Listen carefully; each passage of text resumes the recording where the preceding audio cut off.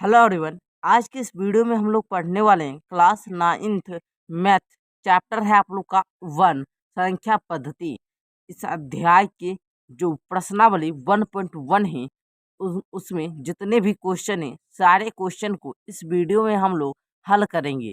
ठीक है, तो आप लोग चैनल को सब्सक्राइब करके बेल आइकन को प्रेस कर लीजिएगा और इस वीडियो को क्या कीजिएगा, लाइक कर लीजिएगा। चलिए अब हम लोग देखते हैं प्रश्नावली को। तो देखिए आप लोग का यहाँ पर प्रश्नावली 1.1 में क्वेश्चन नंबर 1 है। यहाँ पर क्या शून्य एक परिमेय संख्या है?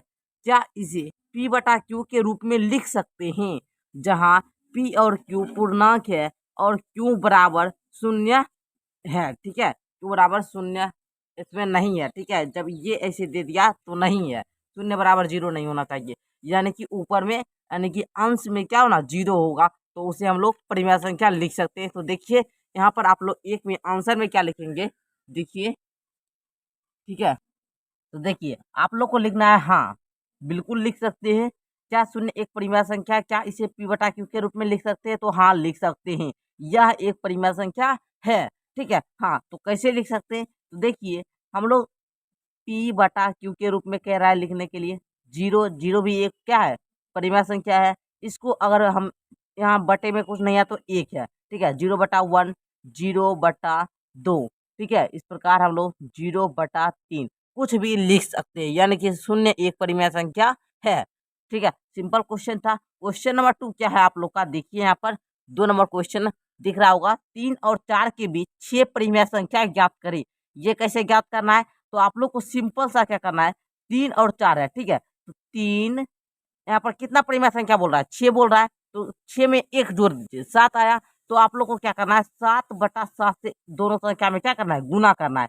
गुना कीजिए, 7 21/7, ये आ गया। उसके बाद देखिए यहाँ पर 4 था, 4 गुना 7/7, 7 चौका कितना होता है, 28 होता है, 28/7। अब देखिए ये दोनों के जो बीच की संख्या है, ये दोनों के जो बीच की संख्या है ना, उसको आप लोग को क्या करना है, लिख देना है। 21/7 लिखा हुआ, 22/7। ठीक है, 23/7, उसके बाद 24/7। ठीक है, उसके बाद 25/7, 26 नीचे में 7, उसके बाद 27/7। अब गिनिए तो 1 2 3 4 5 6, 6 परिमेय संख्या हुआ। ठीक है, समझ गए होंगे। आगे हम लोग 3 नंबर क्वेश्चन को देखते हैं। तो देखिए सिंपल साहब आप लोग का 3 नंबर क्वेश्चन है, 3/5 और 4/5 के बीच 5 परिमेय संख्या ज्ञात कीजिए।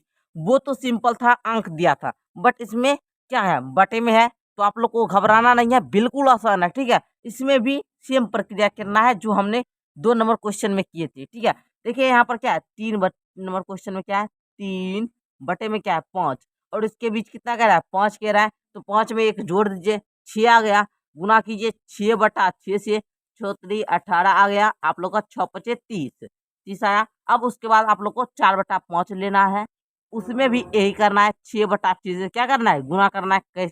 हम 6/6 क्यों लिए, क्योंकि हम जो इसमें कह रहा है 5 और 5 में हम लोग को क्या करना है, एक जोड़ना है, तो आएगा 6। तो अब क्या कीजिए, 6 चौका 24 कर दिए, 6×5 = 30। अब आपको इस दोनों के बीच की जो संख्या है, बीच की संख्या, उसको क्या करना है, लिख देना है। चलिए अब हम लोग क्या करते हैं, लिख लेते हैं। यहाँ पर लिखेंगे 19/30, उसके बाद 20/30, उसके बाद क्या लिखेंगे, 21/30, उसके बाद क्या लिखेंगे, 22/30 देना है, उसके बाद 23/30। कितनी परिमेय संख्या हुई, 1 2 3 4 5, 5 परिमेय संख्या हो गई। अब देखिए क्वेश्चन नंबर 4 आप लोग का क्या है, नीचे दिए कथन सत्य हैं या असत्य, कारण के साथ अपने उत्तर दीजिए। ये जो कथन दिया गया है ये सत्य है, सही है या फिर गलत, और सही है तो क्यों सही है, उसका कारण भी बताना है। तो आप लोग को कैसे हल करेंगे, देखिए यहाँ पर एक में है, प्रत्येक प्राकृत संख्या एक पूर्ण संख्या होती है। तो सबसे पहले मैं आपको ये एक छोटी सी जानकारी दे देता हूँ। ठीक है, वो कौन सी जानकारी है, तो चलिए हम यहाँ पर थोड़ा समझ लेते हैं, आपको समझा देते हैं। प्राकृतिक संख्या क्या होती है, ये गिनती की संख्या होती है, 1 2 3 4 5 जितनी भी संख्या क्या है, प्राकृतिक संख्या, शून्य को छोड़कर। ठीक है, शून्य को छोड़कर। और पूर्ण संख्या क्या होता है, पूर्ण संख्या भी यही होती है, जीरो उसमें सिर्फ मिलाते हैं, गिनती की संख्या में और हम लोग जीरो मिला देते हैं तो वो पूर्ण संख्या हो जाती है। और प्राकृतिक संख्या में जो है ये सभी प्राकृतिक संख्या पूर्ण संख्या के अंतर्गत आती है, बट सभी पूर्ण संख्या प्राकृतिक संख्या नहीं होती है, क्योंकि पूर्ण संख्या 0, 1, 2, 3, 4 इसमें शून्य सिर्फ है जो कि इसमें नहीं है, यानी कि प्राकृतिक संख्या का जितना भी अंक है सब पूर्ण संख्या में है, बट पूर्ण संख्या में 0 है, इसमें प्राकृतिक संख्या में नहीं है। ये क्या हो जाएगा, प्रत्येक प्राकृतिक संख्या एक पूर्ण संख्या होती है, तो आप लोगों को क्या देना है, एक में सत्य देना है। ठीक है, क्या लिखना है, सत्य। दूसरा क्वेश्चन देखिए आप लोग, क्या है, प्रत्येक पूर्णांक एक पूर्ण संख्या होती है। तो देखिए यहाँ पर क्या, प्रत्येक पूर्णांक एक पूर्ण संख्या होती है, तो देखिए पूर्णांक पूर्ण संख्या पर ये असत्य हो जाएगा, क्या हो जाएगा, असत्य, क्योंकि माइनस पूर्णांक संख्या में क्या आता है, -2 भी आता है, -3 भी आता है, ठीक है, और 4 भी आता है, 5 भी, सभी आता है, ठीक है, तो इसमें -4 भी आता है जो कि पूर्ण संख्या नहीं है, यहाँ पर आप लोग को असत्य लिखना है। अब देखिए 3 नंबर में क्या है, 3 नंबर में है यहाँ पर, प्रत्येक परिमेय संख्या एक पूर्ण संख्या होती है।